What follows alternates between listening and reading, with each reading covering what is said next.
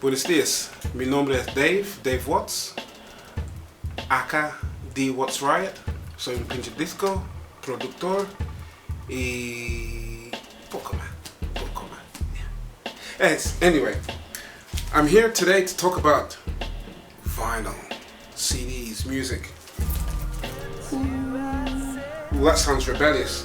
Yes, we're going to talk about some tunes today, things that have influenced me, things that have pushed me out the door, music that has, music and artists that have, opened up the world to me, basically. One of the first things I remember receiving as a gift from my mum was a Jimi Hendrix cassette. I think the song I remember most was a song called She Went to Bed With My Guitar, which at the time, I think I must have been 10. I thought it was a bit strange. She went to bed with your guitar. And what were you doing then, Jimmy? So yeah, that was, the song's not on here. This is a new best of Jimi Hendrix that just came out. So yeah, it's definitely worth checking out.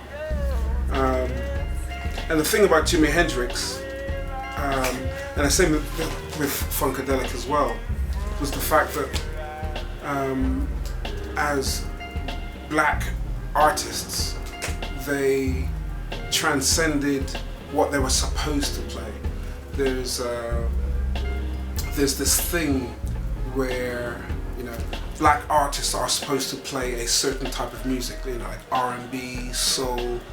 And the thing with Jimi Hendrix and Funkadelic, they broke that that thinking.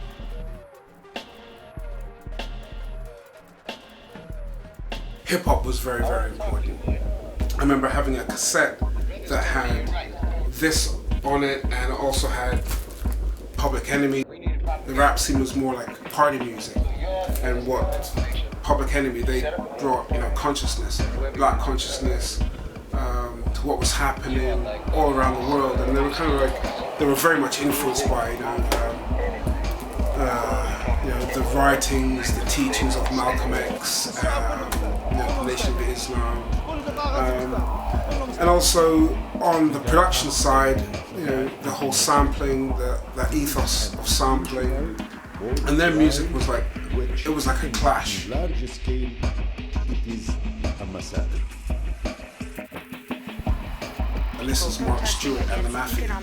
And Mark Stewart, he was the vocalist for the pop group, a group that emerged out of Bristol in England in the late 70s.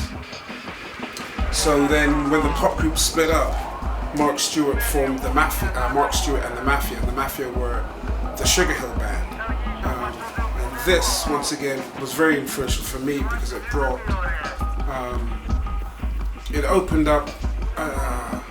it just opened up like a massive door to see the possibilities.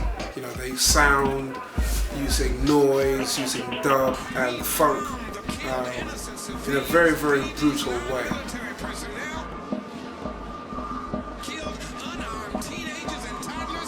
Massive Attack. You've got to have some Massive Attack in your life. At the time this came out, I was working for Virgin Records, and when we had the first listenings to the music of, when they delivered their singles and their album, when we were listening to this stuff in the office, the whole office, we would just mouth open.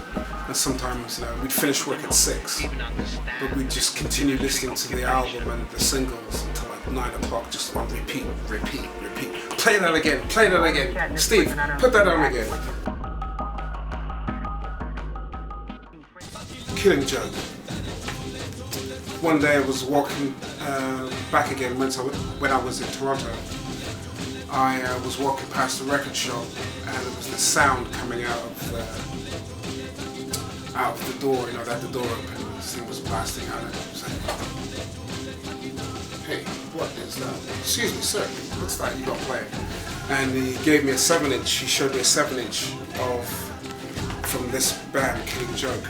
I think they had they used to have like two drummers, two drum kits playing, very like rhythmical, pounding drums, very apocalyptic. On the new tip, Rizan Saeed, who, if you are familiar with the work of Omar Suleiman from Syria, you are familiar with the music of Rizan Saeed, because Rizan, he makes all the music for Omar Suleiman. And this album is called King of the Keyboard, and it's come out on a label called Discrepant, which is out of London. And Discrepant, I think what they're doing with so-called world music, the music they're releasing on their label, it's beyond the normal, let's say, conventions of world music. And I think that, what they're doing, they're giving it a bit of a twist. They've got other albums by a French producer who has traveled to China, to Tanzania, working with field recordings and people there, and then taking it back home and doing this little subtle electronics on it. So yeah, but this is great for the dance floor. Do I have to talk about my own stuff? I've been fortunate to have worked with a lot of different types of musicians. From working at Virgin Records, being a part of Fundamental, doing collaborations is always an important thing for us. And then when I moved to the Canary Islands, I embarked on a new project called King Elman. And once again, I kind of continue that tradition of working with other people. So with this, which is my first record under the King Elman name, I worked with Earl 16, who's a reggae vocalist. I did a lot of work with the Studio One label out of Jamaica. And then I did another collaboration with Kiki Hitomi from King Midas Sound. And we had this pressed up on a lathe cut, so it's a new format.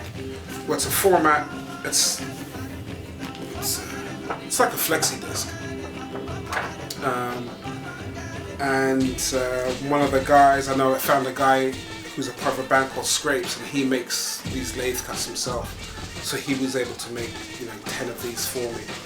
And it's just a limited edition kind of thing with Kiki Hitomi.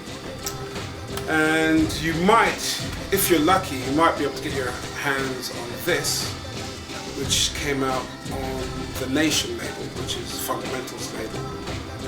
This is one of the first productions I did with the A&R man who used to DJ. We were a DJ tag team, and we did a project called Nation World Service.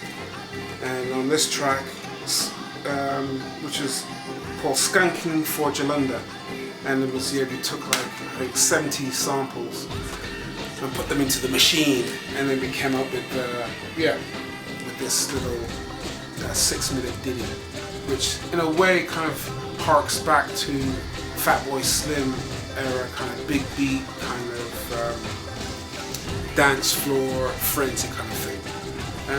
And that's it.